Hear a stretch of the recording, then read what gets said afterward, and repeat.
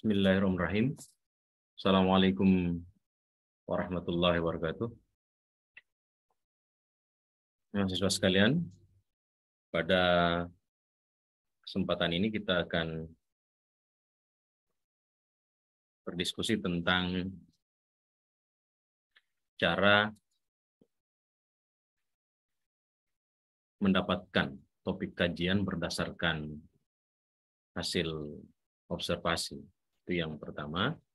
Dan yang kedua, setelah kita mendapatkan topik kajian berdasarkan hasil observasi tadi, kita akan berlatih tentang cara menulis jurnal dengan menggunakan template yang tersedia pada jurnal-jurnal ilmiah.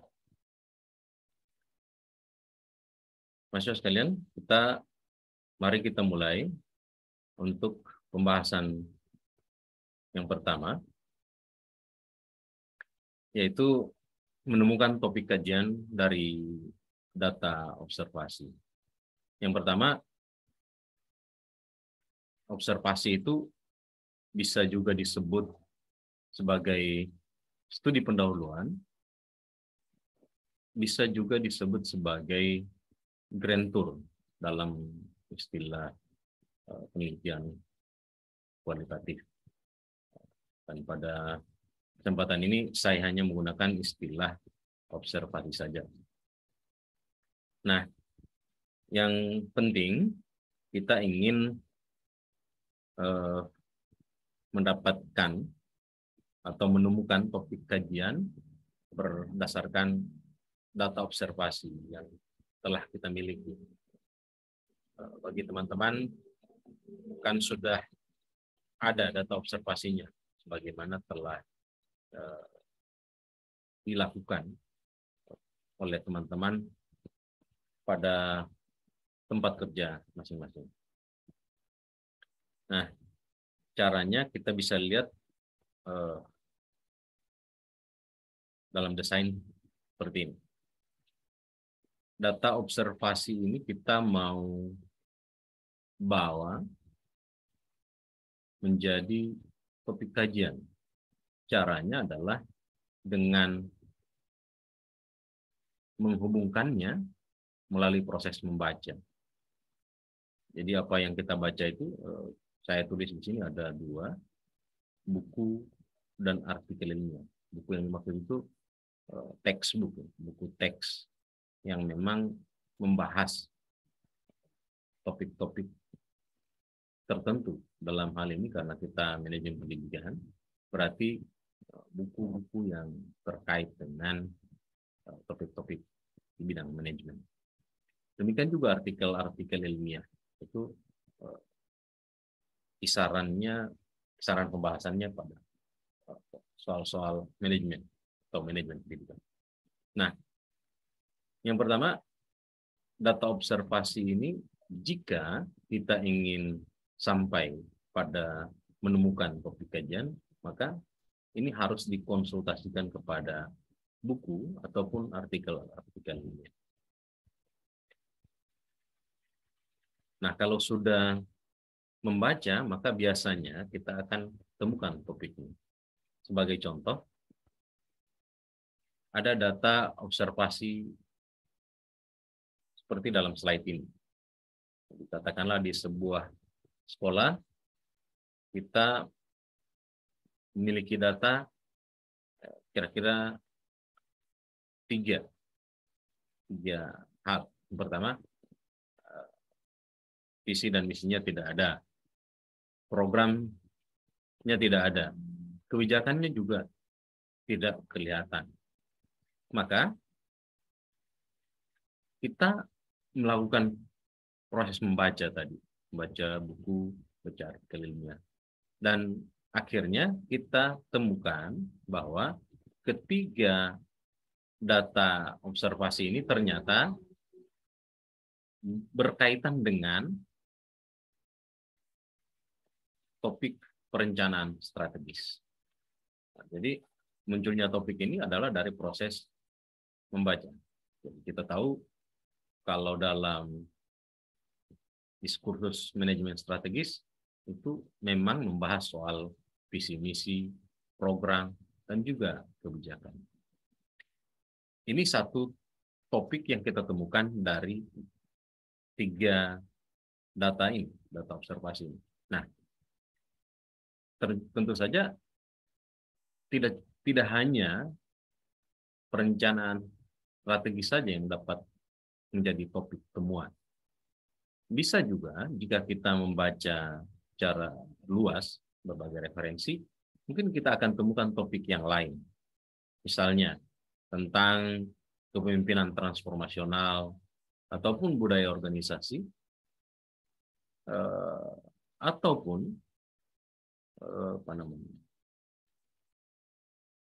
perilaku kepemimpinan. Tapi itu semua tergantung bacaan, jangkauan bacaan, sehingga kita menemukan topik-topik tersebut.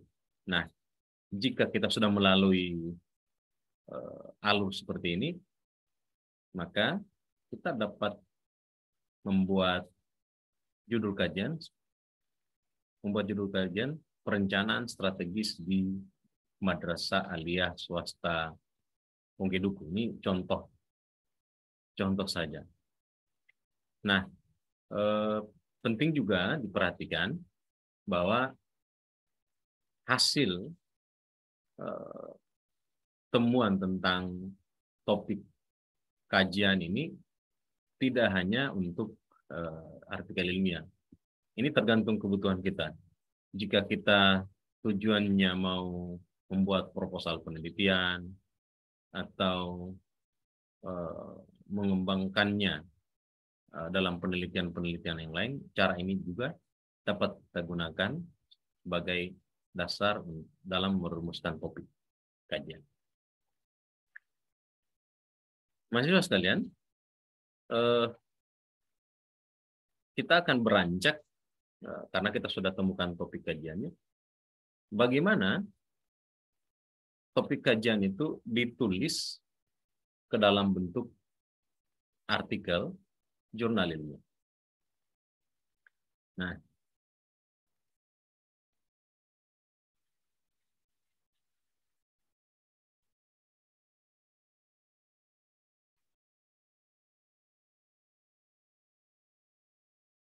artinya kita mesti mencari jurnal ilmiah yang relevan dengan topik yang kita angkat. Nah, kita akan coba mencari jurnal-jurnal ilmiah dimaksud. Contoh,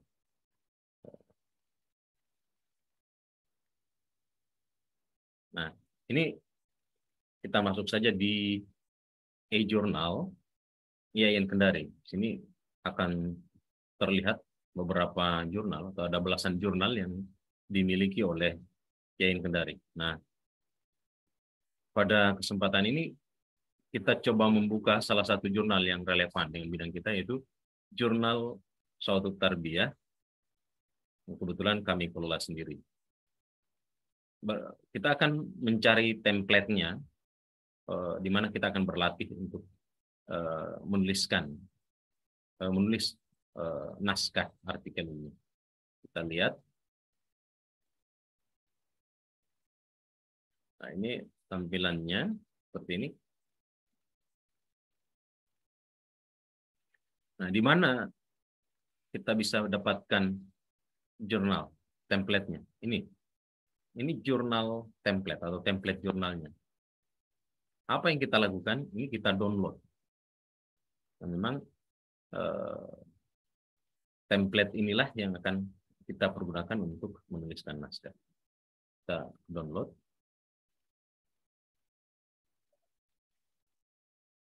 Oke, akan tampil seperti ini. Coba download untuk dapat menulis.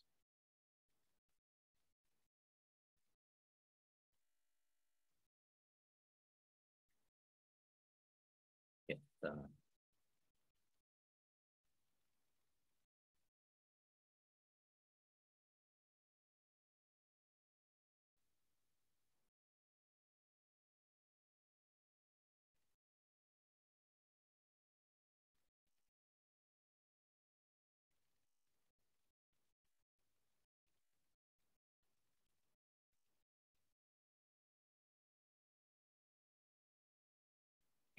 Ini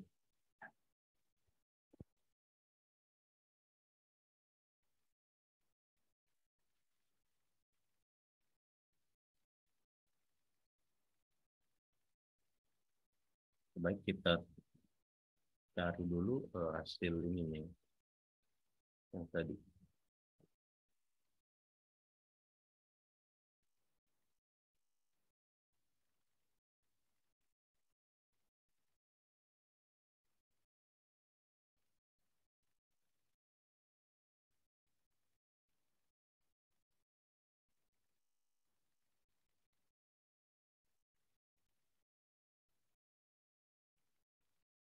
Oke.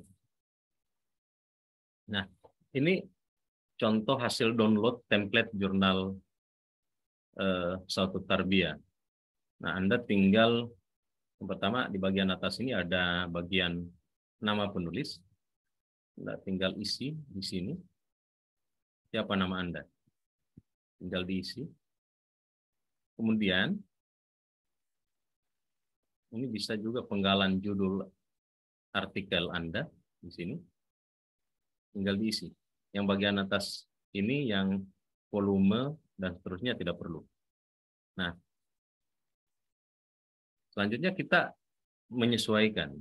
Ini mulai dari judulnya, judul artikel lugas, informatif, hindari penyebutan subjek. Ini kita mesti perhatikan secara detail jenis huruf yang digunakan, termasuk fontnya. Ini font 12. Itu mesti diperhatikan. Kemudian di bagian penulis, jika penulisnya lebih dari satu, berarti penulis 1, penulis 2, terusnya. Kita mesti juga menuliskan afiliasi. Afiliasi itu biasanya berhubungan dengan tempat di mana kita bekerja. Katakanlah di Yayan Kendari, maka kita tulis katakanlah pasca sarjana Yayan Kendari. Email juga mesti ditulis. Email juga mesti ditulis dengan email yang aktif. Selanjutnya di bagian bawah ada abstrak. Biasanya abstrak ini perintahnya ditulis dalam 2 bahasa dan tidak lebih dari 250 kata. Jadi ini mesti dicek. Kemudian ada kata kunci. Oke. Di Jurnal Sautu Tarbiyah ini sistematika penulisan naskahnya menggunakan model Imrat. Jadi di Imrat itu Imrat Car maksudnya. Mulai dari introduction, method, result and discussion, hasil dan pembahasan, kemudian kesimpulan dan rekomendasi. Jadi kita perhatikan mulai dari pendahuluan, metode, hasil penelitian atau temuan, pembahasan, kesimpulan, dan daftar data. Jadi Anda bisa bandingkan dengan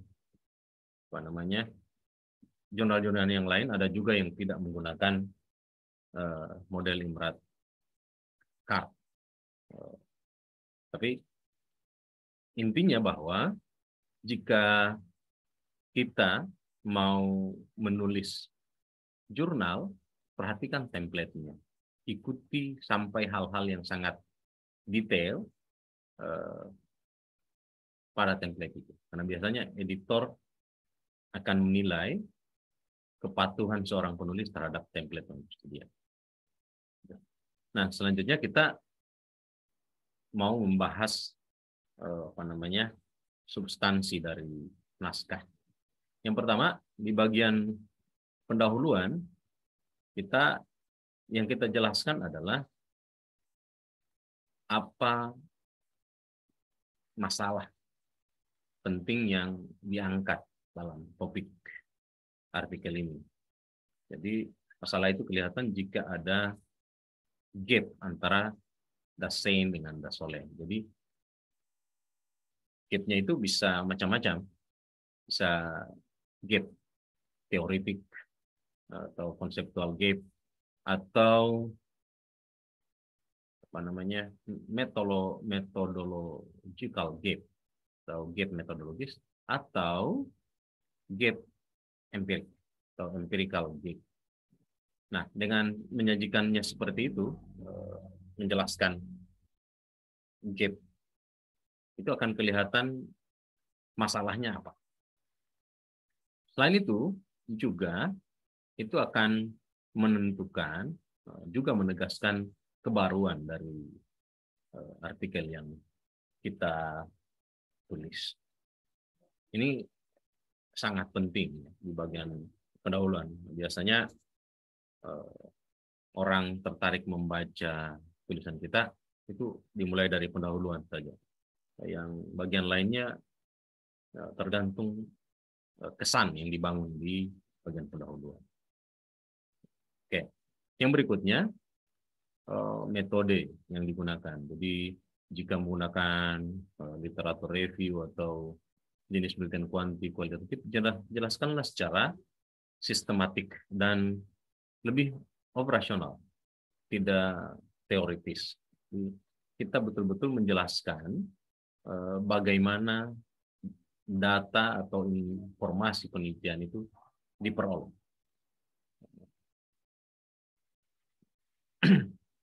Selanjutnya, hasil penelitian atau temuan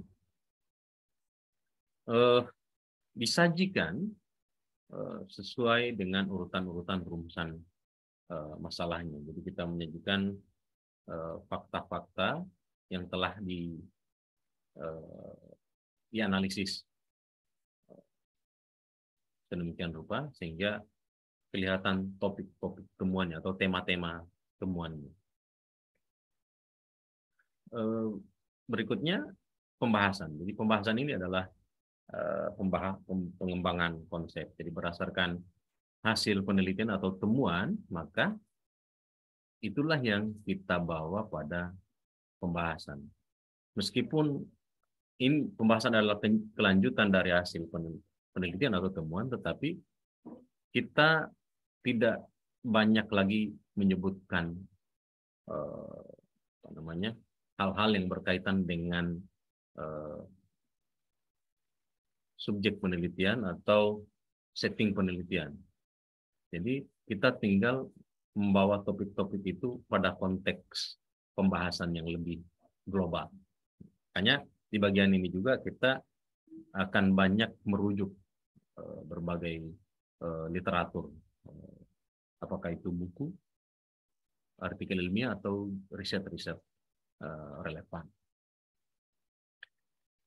Di bagian kesimpulan, biasanya merupakan jawaban tentang jawaban terhadap rumusan masalah yang telah kita ajukan sebelumnya. Dan setelah masalahnya terjawab, maka apa implikasinya itu juga mesti kita dapat terangkan. Ya, biasanya implikasi itu dalam beberapa kasus naskah jurnal, terutama jurnal-jurnal nasional kita, kelihatan masih sangat formalistik. Kadang-kadang ada yang tidak menuliskannya, ada pula yang menuliskannya tetapi tidak menggambarkan implikasi kajian.